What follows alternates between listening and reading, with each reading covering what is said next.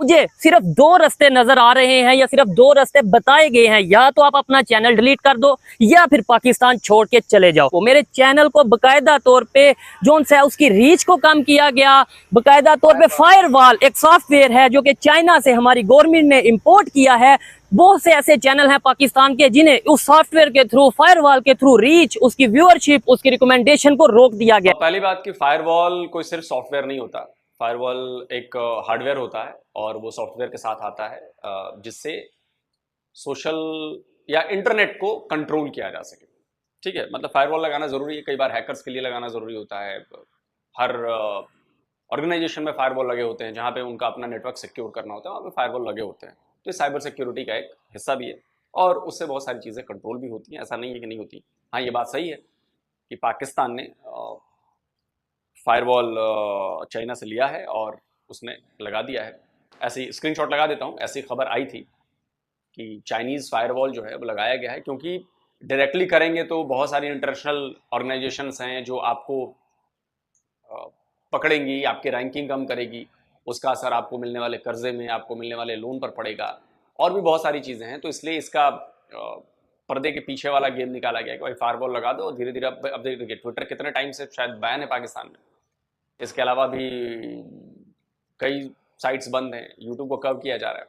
अगर मैं पाकिस्तान छोड़ के जाता हूं, किसी भी कंट्री में जाता हूं, तो मैं आपको इस चीज का यकीन दिलवाता हूं कि मेरे पास ऐसी चीजें, मेरे पास ऐसी रिकॉर्डिंग्स मौजूद हैं। मैं अभी उस लेवल। तो दोस्तों, एक फिर बहुत बड़ी खबर निकल कर आ रही है पाकिस्तान से, और फिलहाल ये बड़ी खबर है लेकिन ये पुरानी खबर है, ये कोई नई खबर नहीं है और ये कोई नई बात नहीं हो रही है। तो खबर ये है दोस्तों कि जो ये मशहूर पाकिस्तानी यूट्यूबर शोएब चौधरी हैं, इनको फिर से एक बार सरकारी अदारों की तरफ से, यानी कि उनकी पुलिस प्रशासन की तरफ से उनको धमकियां लगाई जा रही है, उनको टॉर्चर किया जा रहा है। उन्हें बताया गया है या तो वो चैनल डिलीट कर दें अपना, और या तो फिर वो पाकिस्तान छोड़कर कहीं और चले जाएं, बाहर चले जाएं। अब इस पर पाकिस्तानी यूट्यूबर जो है बयान कर रहे हैं, इस वीडियो में आपको दिखाएंगे। और ये सब उनके साथ सिर्फ इस वजह से हो रहा है क्योंकि वो अपने थंबनेल में भारत का टाइटल लगाते हैं, मोदी की तारीफ करते हैं और पूरे भारत के रणनीति की तारीफ करते हैं, जो भारत इस तरह से जो तरक्की कर रहा है उसकी तारीफ करते हुए नजर आ रहे हैं। तो इस तरह से इनको बदनाम करने के लिए और इनको बर्बाद करने के लिए पूरा पाकिस्तान लगा हुआ है। अब चक्कर ये है कि एकाएक इनको खत्म नहीं कर सकते, क्योंकि ये बंदा जो है इंटरनेशनल लेवल पर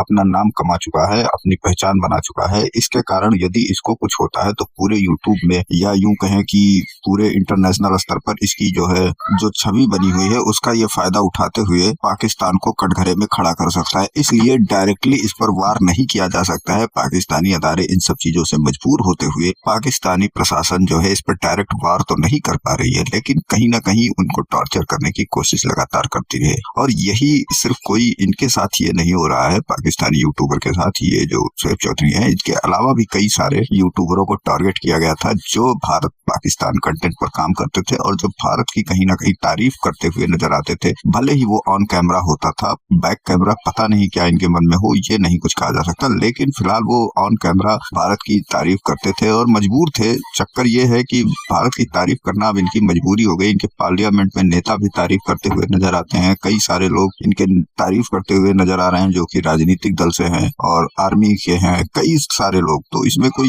ये इकलौता ऐसा बंदा नहीं है जिसकी जो तारीफ कर रहा है और इसको टॉर्चर किया जा रहा है। लेकिन अब शोएब चौधरी का तो कहना यही है कि उनको टॉर्चर किया जा रहा है। अब इसमें कितनी सच्चाई है, क्या कुछ है, ये कह पाना थोड़ा सा मुश्किल नजर आ रहा है। लेकिन ये है कि कुछ ना कुछ शोएब चौधरी के साथ गड़बड़ी हो रही है, क्योंकि पाकिस्तान में आपने इससे पहले देखा था कि जब इनको उठा लिया गया था, इनको जेल भेज दिया गया था और उसके बाद में ये लापता भी थे 3 दिन। तो भले ही अब उसके पीछे क्या कारण था, क्या नहीं कारण था, कह पाना मुश्किल है, लेकिन चीजें कहीं ना कहीं नजर आ रही हैं कि जो कोई भी पाकिस्तान में फेमस हो रहा है भारत का नाम लेकर, उनको कंट्रोल करने की पाकिस्तान पूरी तरफ से कोशिश कर रहा है।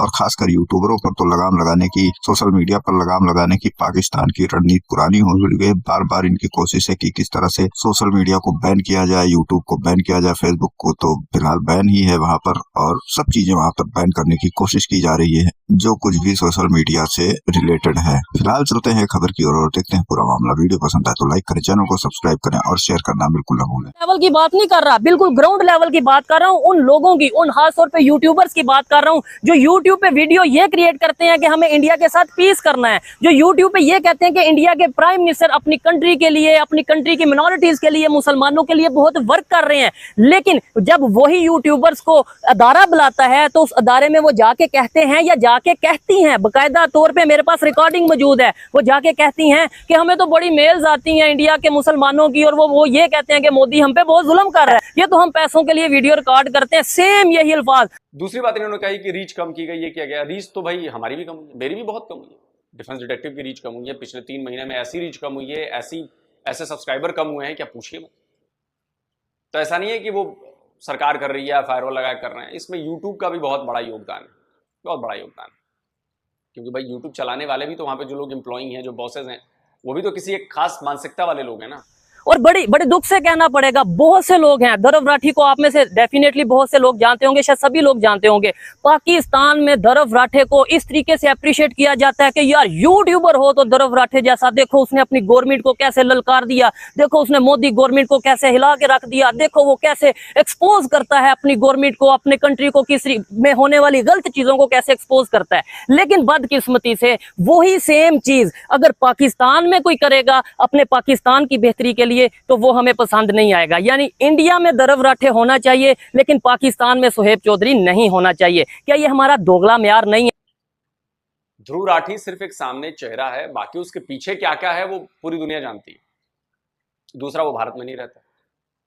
और फिर ऐसे अल्फाज भी बोले जाते हैं कि भाई मैं किसी का नाम लेके कंट्रोवर्सी नहीं क्रिएट करूंगा लेकिन ये चीजें बकायदा रिकॉर्डिंग के साथ चलाऊंगा। ऐसी चीजें भी कही जाती हैं किसी यूट्यूबर या किसी एनालिस्ट का नाम लेके कि वो तो मोदी का इतना बड़ा चमचा है कि मोदी अगर पखाना मतलब पोटी भी कर दे तो वो कहेगा ये देखो जी मोदी जी ने पोटी कर दी तो देखना ये दरख्त बनेगा, दरख्त से इतना ज्यादा फल आएगा, फल से इंडिया की इकॉनमी बेहतर होगी। ये चीजें, ये बातें वो यूट्यूबर्स, वो जाहिल यूट्यूबर्स जाके वहां पे करते हैं तो दिल दुखता है, तकलीफ होती है कि बकायदा तौर पे इंडियन प्राइम मिनिस्टर को गाली। अब मैं ये नहीं, अब इसके ऊपर भी कंट्रोवर्सी बनाई जाएगी कि वो देखो जी इसे इंडिया के प्राइम मिनिस्टर से इतनी मोहब्बत है। नहीं, कोई हमारे प्राइम मिनिस्टर को गाली देगा चाहे वो जैसे भी हैं तो हमें तकलीफ होगी, वो पाकिस्तान को गाली होगी। इसी तरीके से अगर हम यहाँ से उनके प्राइम मिनिस्टर को या उनके कंट्री को या कुछ ऐसा करेंगे तो वो समझ लें उनके लिए बड़ा तकलीफ की बात होगी। और खास तौर पे वो लोग जो वीडियो पे, जो रिकॉर्डिंग पे ये कहते हैं कि हमें इंडिया के प्राइम मिनिस्टर की पॉलिसीज बहुत पसंद हैं और वही लोग जाके वहां पे मोदी को गालियां देते नजर तो फिर तो इमरान खान को भी इंडिया का एजेंट बता देना चाहिए भाई, क्योंकि इमरान खान भी अपनी रैलियों में हमारे एस जयशंकर साहब की क्लिप चलाते हैं, वो तो तारीफ करते हैं कि भाई देखो भारत की पॉलिसी कैसी है, फॉरेन पॉलिसी में उसने क्या किया हुआ है, किसी से डरता नहीं है और ये और वो। फिर तो पाकिस्तान के पार्लियामेंट में 2-2 बार, एक कोई आपके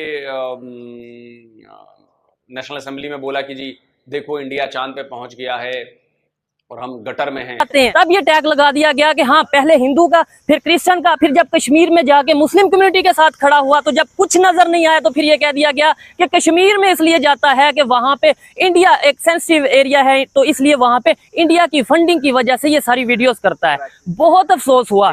शायद मेरी ये गलती है कि मैं एक ऐसी सोसाइटी का हिस्सा हूं जहां पे पॉजिटिव चीजों को नहीं देखा जाता, जहां पे अगर कोई आगे बढ़ रहा हो, चाहे पाकिस्तान के एक आम से इलाके से उठ के लाहौर में आए, लाहौर में अपना नाम बनाए, लाहौर में नाम बनाने के बाद इंडिया और फिर इंटरनेशनल लेवल यूएई और यूएई के बाद यूनाइटेड नेशंस तक उसकी वीडियो जाए, उसे अप्रिशिएट नहीं किया जाएगा। आज हालात ये हैं कि दुनिया चांद पर जा रही है और हमारे यहाँ मासूम बच्चे खुले हुए गटर में गिरकर मर रहे हैं।